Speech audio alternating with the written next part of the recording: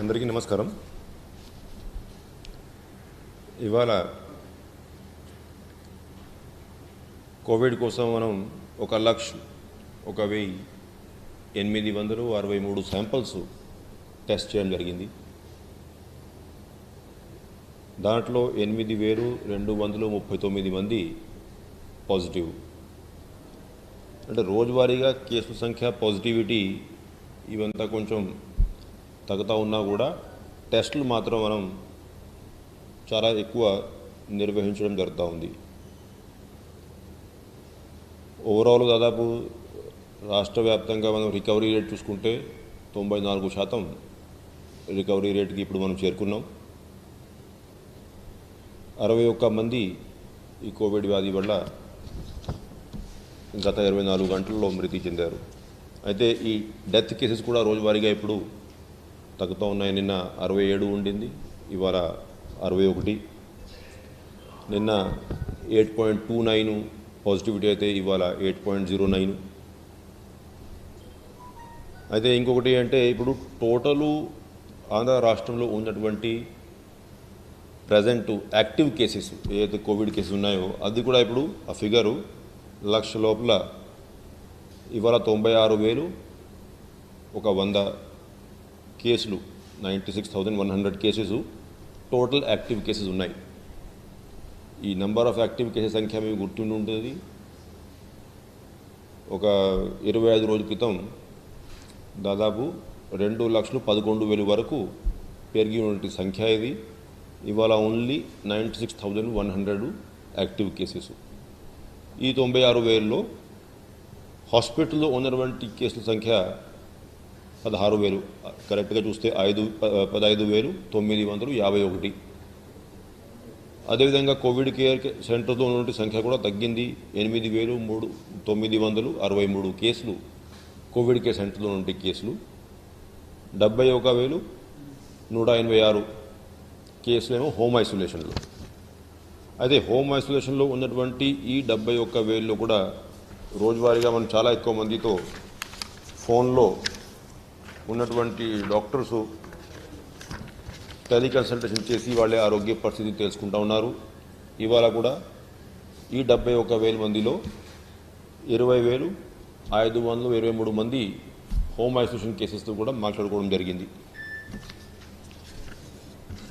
Incoming calls, ఆ call సెంటర్లో మనం చూసుకుంటే ఓన్లీ 2,592 కాల్స్ 104 కాల్ సెంటర్కి కాల్స్ వచ్చాయి. దాంట్లో 1,387 కాల్స్ ఓన్లీ ఇన్ఫర్మేషన్ కాల్స్, 319 మాత్రం హాస్పిటల్ అడ్మిషన్ కోసం. ఎందుకంటే ఇప్పుడు హాస్పిటల్స్లో బెడ్ అవైలబిలిటీ మనం చూసుకుంటే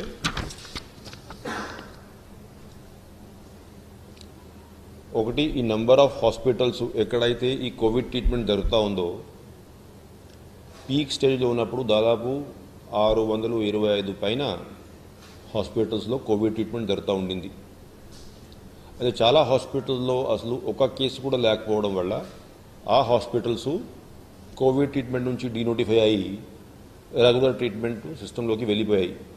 అయితే ఇవాళ మొత్తం మీద 454 హాస్పిటల్స్లో కోవిడ్ ట్రీట్మెంట్ జరుగుతూ ఉంది. ఈ 454 హాస్పిటల్లో కూడా ఐసీయూ బెడ్స్ మనం చూసుకుంటే ప్రతి జిల్లాలో ఐసీయూ బెడ్స్ అందుబాటులో ఉన్నాయి. మొత్తం కలిపి 2,231 బెడ్స్ ఐసీయూ బెడ్స్ అందుబాటులో ఉన్నాయి. ఇంకా ఆక్సిజన్ బెడ్స్ అయితే ఆక్యుపైడ్ 10,447, అవైలబుల్ 11,219. అంటే సగం బెడ్స్ కూడా ఇవాళ ఆక్యుపైడ్గా లేవు, ఇంకా ఖాళీగా చాలా ఎక్కువ బెడ్స్ అందుబాటులో ఉన్నాయి. అదేవిధంగా ఈ ఆక్సిజన్ రోజువారీగా ఇప్పుడు మనం అప్రాక్సిమేట్లీ 380, 390, 370 టన్నులు ఉపయోగిస్తూ ఉన్నాం. పీక్ స్టేజ్లో అదే 640, 650 ఆ రేంజ్లో కన్జంప్షన్ ఉండేది. ఇవాళ ఆఫ్ టేకు మొత్తం కలిపి మనం లిఫ్ట్ చేసింది 590 టన్నులు అలాట్మెంట్ ఉన్నా కూడా 423 టన్నులు మాత్రం మనం డ్రా చేసి కొంత కన్సంప్షన్ అయింది, కొంత స్టోరేజ్కి వెళ్ళిపోయింది. Overall mucormycosis cases, active cases ఇప్పుడు 1307 టోటల్. ఎందుకంటే కొన్ని కేసులు వస్తూ ఉన్నాయి కొత్తవి, కొన్ని డిశ్చార్జ్ అవుతున్నాయి. నంబర్ రఫ్లీ మొన్న 3 days బ్యాక్ మనం మాట్లాడుకున్నప్పుడు కూడా ఉన్నటువంటి సంఖ్య ఇదే. సిమిలర్ కేసులు ఇప్పుడు కూడా ఉన్నాయి. ఇంకా వ్యాక్సినేషన్ ఇష్యూకి వస్తే గత 2-3 రోజుల నుంచి కొంత స్టాకు రాష్ట్రానికి ఇవ్వడం జరిగింది. ఓవరాల్ నిన్న సాయంత్రానికి మన దగ్గర ఉన్నటువంటి అవైలబుల్ స్టాకు 4,04,000 డోసెస్ ఉన్నాయి. అడ్మినిస్టర్డ్ డోసెస్ సంఖ్య పెరిగింది. 1,13,76,000 డోసెస్ అడ్మినిస్టర్ చేశాం. దాంట్లో 2 డోసెస్తో పూర్తిగా వ్యాక్సినేషన్ తీసుకున్నటువంటి 26,04,000 మంది ఉన్నారు. ఫస్ట్ డోస్ తీసుకున్న వాళ్ళు 61,67,700 మంది ఉన్నారు. అయితే గత 2-3 రోజుల నుంచి ఏదైతే మనం గైడ్లైన్ కొంత మార్చుకున్నాం, 5 సంవత్సరాల లోపల వయసు ఉన్నటువంటి పిల్లలు, అటువంటి మదర్స్కి కూడా వ్యాక్సినేషన్ అర్హత ఇచ్చాం. అదేవిధంగా అబ్రాడ్ వెళ్ళేటువంటి స్టూడెంట్స్ వాళ్ళు కూడా 45 లోపల ఉన్నా కూడా వ్యాక్సినేషన్ తీసుకోవచ్చు అని చెప్పి అయితే ఆదేశాలు జారీ చేశాం. గత 3-4 రోజుల్లో ఈ కేటగిరీలో మనం 1,28,824 మందికి ఫస్ట్ డోసు వ్యాక్సినేషన్ చేయడం జరిగింది. అయితే ఈ 45+ కేటగిరీ ఏదైతే ఉందో దాంట్లో రోజువారీగా ప్రోగ్రెస్ బాగుంది కాబట్టి ఇప్పుడు వరకు మనం 1,33,00,000 బెనిఫిషరీస్ అయితే దాంట్లో 52,52,000 మందికి ఒక డోసు, అది కాక 18,94,000 మందికి 2 డోసెస్ ఇవ్వడం జరిగింది. అంటే మొత్తం కలిపి 53.7%, అంటే 45+ కేటగిరీలో. ఇంకా హెల్త్ కేర్ వర్కర్సు, FLWస్ వాళ్ళకి ఎక్కువ ఇచ్చామనుకోండి, 45+ కేటగిరీలో కూడా 53.7% వ్యాక్సినేషన్ చేయడం జరిగింది. మన దగ్గర ఉన్నటువంటి స్టాకు, రావాల్సినటువంటి స్టాక్ చూసుకుంటే ఇంకా 47,50,000 స్టాకు జూన్లో అందుబాటులో ఉంటుంది. దానికి రోజువారీగా జిల్లా వ్యాప్తంగా అన్ని జిల్లాల్లో కూడా ఇప్పుడు వ్యాక్సినేషన్ జరుగుతూ ఉంది. ఓవరాల్ వ్యాక్సిన్ అవైలబిలిటీ అంతకుముందు మీద కొంచెం స్మూత్గా ఉంది. ఒక 3 days బ్యాక్ 4,27,000 వచ్చింది. నిన్న కూడా కొంత స్టాక్ రావడం జరిగింది. కాబట్టి కంటిన్యూస్గా లాస్ట్ 3-4 days నుంచి వ్యాక్సినేషన్ కార్యక్రమం జరుగుతూ ఉంది, ఎటువంటి బ్రేక్ లేకుండా. ఇంకా ఫర్దర్ సప్లైస్ని బట్టి ప్లాన్ చేసుకోవాల్సిందిగా జిల్లా కలెక్టర్లందరికీ ఆదేశాలు జారీ చేశాం. ఏదైతే ఈ young mothers, below 5 years kids ఉన్నటువంటి మదర్స్ ఎవరైతే ఉన్నారో వాళ్ళ మీద ప్రత్యేకంగా దృష్టి సారించాలని చెప్పేసి కలెక్టర్స్ అందరికీ ఆదేశాలు జారీ చేశాం. దాని మీద అన్ని జిల్లాల్లో ఇప్పుడు ఆ ఉన్నటువంటి లిస్టులన్నీ కూడా రెడీ చేసేసుకొని అందరూ కలెక్టర్లు కూడా పకడ్బందీగా ఈ వ్యాక్సిన్ కార్యక్రమం తీసుకోవడం జరుగుతూ ఉంది. Any questions?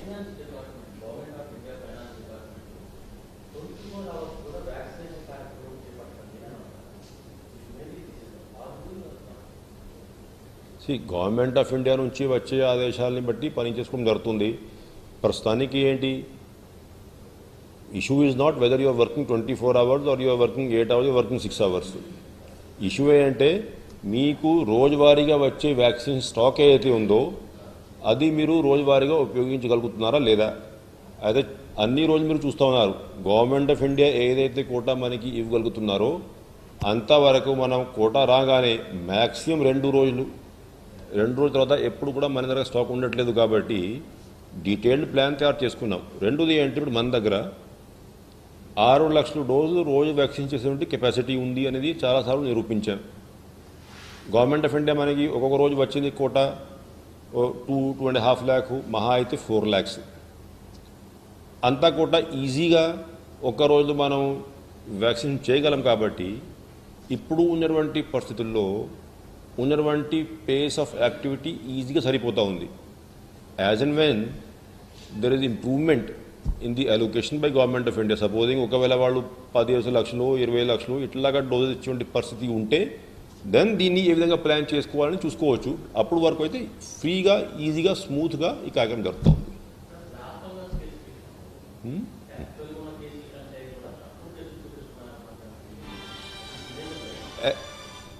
ఇప్పుడు మీరు గత ఒక నెలన్నర నుంచి నేను ప్రెస్ కాన్ఫరెన్స్ చేస్తూ ఉన్నా. ఏ ఒక్క కేసులో డెత్ కేసెస్ కానీ కోవిడ్ కేసెస్ కానీ బ్లాక్ ఫంగస్ అయితే ప్రత్యేకంగా సపోజింగ్ నేను ఒకవేళ ఉన్న కేసు కంటే తక్కువ చూపెడితే నాకు లాభం అయితే అసలు లేదు, నష్టం బాగా ఎక్కువ. ఎందుకంటే గవర్నమెంట్ ఆఫ్ ఇండియా ఇచ్చేటువంటి ఏదైతే ఎంఫోటెరిసిన్ బి అలొకేషన్ ఉందో it depends on number of cases. Supposing నేను తక్కువ సంఖ్య రిపోర్ట్ చేశాను అనుకోండి, ఇంకా నాకు ఎంఫోటెరిసిన్ బి కోట కూడా రాదు. దానివల్ల నాకు ప్రయోజనం ఏంటి? ఎటువంటి ప్రయోజనం లేదు. దానివల్ల గవర్నమెంట్కి ఈ ఫిగర్ దాచి పెడితే ఎటువంటి లాభం లేదు, ఓన్లీ నష్టమే. That's why there is no reason for us to do under reporting. ఇప్పుడు ఈ ఏదైతే నా దగ్గర 1300 కేసులు ఉన్నాయో అది జిల్లా వారీగా పేర్లు కూడా ఉన్నాయి లిస్టులో. కాబట్టి లిస్ట్ చూసుకోండి. ఇది కాకుండా మీకు ఎవరైనా బ్లాక్ ఫంగస్ కేసులు ఉన్నాయని తెలిస్తే చెప్పండి, మేము కూడా యాడ్ చేసుకుంటాం దాంట్లో. There is no advantage. ఇప్పుడు దీన్ని దాచిపెడితే ఫలితం ఏంటి? మాకు no advantage to us by hiding any figures. ఉన్నది ఉన్నట్టు చెప్పుకోవడమే. చాలామంది ఒకసారి అడిగారు కూడా, అంటే ఈ కోవిడ్ కేసుల సంఖ్య తగ్గినా డెత్ కేసు తగ్గట్లేదు అనేది. అయినా అప్పుడు డెత్ కేసు ఫిగర్స్ కరెక్ట్గా చెప్పాం. తగ్గితే తగ్గుతాయి, తగ్గకపోతే చేసేది ఏమీ లేదనుకోండి. We try our best to control the situation, అంతే తప్ప whatever are the facts those facts are being placed. So కాబట్టి ఇది అన్ని అపోహాలు, నాట్ ఏ సింగిల్ కేసు. ఇప్పుడు ఏమైనా 1-6 కేసెస్ డౌట్ఫుల్ కేటగిరీలో దృష్టికి రాకపోవచ్చు. After we declared it notifiable. ఇప్పుడు మీరు చూసి ఉంటారు ఫస్ట్ ఫ్యూ డేస్ మన దగ్గర సరిగ్గా ఇన్ఫర్మేషన్ లేదు, ఎందుకంటే అప్పటికే ఇది నోటిఫైబుల్ డిసీజ్ కాదు. కాబట్టి కేసులు చెప్పాల్సిన బాధ్యత ప్రైవేట్ హాస్పిటల్ కూడా లేవు ఆ రోజు. ఎప్పుడైతే మనం దీన్ని నోటిఫైబుల్ డిసీజ్గా పెట్టాము, ఎపిడమిక్ డిక్లేర్ చేసి పెట్టాము, ఆ రోజు నుంచి కరెక్ట్గా ఇన్ఫర్మేషన్ వస్తూ ఉంది. కరెక్ట్గానే మనం రోజువారీగా ప్రకటిస్తూ ఉన్నాం. ఇంకొకటి అంటే చాలా వరకు కేసెస్ అంతకుముందు మేము డేటా ఇచ్చాం. ఈ బ్లాక్ ఫంగస్ కేసెస్ చాలా కేసెస్లో అంతకుముందు కోవిడ్ పాజిటివ్ కేసెస్ ఉన్నాయి ఆంధ్ర రాష్ట్రంలో. ఇప్పుడు ఎప్పుడైతే ఈ కోవిడ్ కేసెస్ తగ్గుతాయో ఆటోమేటిక్గా అన్ని రాష్ట్రాల్లో కూడా బ్లాక్ ఫంగస్ కేసు కూడా తగ్గుతాయి. ఇప్పుడు మన రాష్ట్రం కూడా ఇప్పుడు కేసు తగ్గుముఖం పట్టే కొంతకాలం అయింది. 22,000 నుంచి 21,000 24,000 నుంచి స్లోగా తగ్గిస్తూ ఇప్పుడు మనం 8,000 8,900 మధ్యలో ఉన్నాం. కాబట్టి విత్ సమ్ గ్యాప్ ఆటోమేటిక్గా బ్లాక్ ఫంగస్ కేసు తగ్గుతాయి. అది నార్మల్ ట్రెండే. కాబట్టి దీని ఏదో ఒక రాష్ట్రంలో దాచిపెట్టింది కాదు. It's a process, it's a consequence.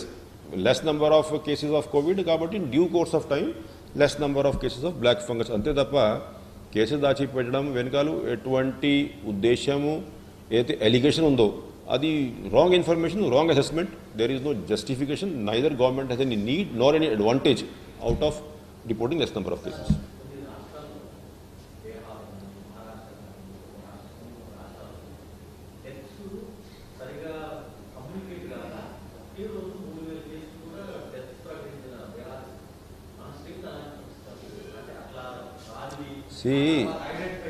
మన దగ్గర ఉన్నటువంటి రిపోర్టింగ్ సిస్టమ్స్ మనం కొన్ని రాష్ట్రాలతో కంపేర్ చేయాల్సిన పని లేదు. పర్ఫెక్ట్ రిపోర్టింగ్ సిస్టమ్స్ మన రాష్ట్రంలో ఉన్నాయి ఒకటి. సెకండ్లీ వాళ్ళు మరి ఏ విధంగా మిస్మేనేజ్ చేశారో, లేకపోతే ఎందుకు కేసు ప్రకటించలేకపోయారు, లేకపోతే తెలిసి చేయలేకపోయారా, లేకపోతే తెలియక చేయలేకపోయారా, దాని మీద కామెంట్ చేయడానికి నాకు అటువంటి అవసరం లేదు, అవకాశం కూడా లేదనుకోండి. I don't know correct knowledge about what they did. However daily వచ్చేటువంటి డెత్ కేసెస్ డైలీ కరెక్ట్గా ప్రకటిస్తున్నప్పుడు ఇది మిస్ అయినాయి, అది కూడా వేలాది కేసెస్ ఆంధ్ర రాష్ట్రంలో అయితే ఛాన్సే లేదు. In any such a large scale exercise 1 or 2 deaths ఇటు అంటే ఇన్ఫర్మేషన్ ఉంటే ఉండొచ్చు, 1% to 0.5% ఇటువంటి తప్ప bogus reporting, wrong reporting such a large scale అయితే జరగదు. సపోజింగ్ ఇప్పుడు నేను మీకు 70 కేసులు డెత్ ప్రకటించాను అనుకోండి, ఇట్ మే హ్యావ్ హ్యాపెండ్. నిన్న అయింది ఒక డెత్, మొన్న అయింది డెత్ నిన్న రిపోర్ట్ అయిందో, లేకపోతే నిన్న రిపోర్ట్ కావాల్సిన డెత్ ఇవాళ రిపోర్ట్, అది depending on timing of report. ఎందుకంటే మనం రిపోర్టు 9 to 9 AM తీసుకుంటాం కాబట్టి ఆ రిపోర్టింగ్లో ఒక రోజు ముందు వెనుక ఉండొచ్చు తప్పితే నంబర్ ఆఫ్ డెత్స్ మార్చుకునే అవకాశము అవసరం మన ఆంధ్ర రాష్ట్రంలో ఉండదు. ఆ బ్లాక్ ఫంగస్ కేసు నేను మీకు జిల్లా వారీగా ఇన్ఫర్మేషన్ ఇవ్వాలి, ఇంకా అది ఇవ్వలేదు. అది నేను కంపైల్ చేసుకుంటున్నాను డీటెయిల్స్ జిల్లా వారీగా. అండ్ నేను అప్లికేషన్లో మొత్తం డేటా తీసుకుంటున్నాను కాబట్టి స్లైట్ ఫాస్ట్ ఫార్ మీ. ఆ జిల్లా వారీగా డీటెయిల్స్ నేను తీసుకురావాలి. అది I declare in before the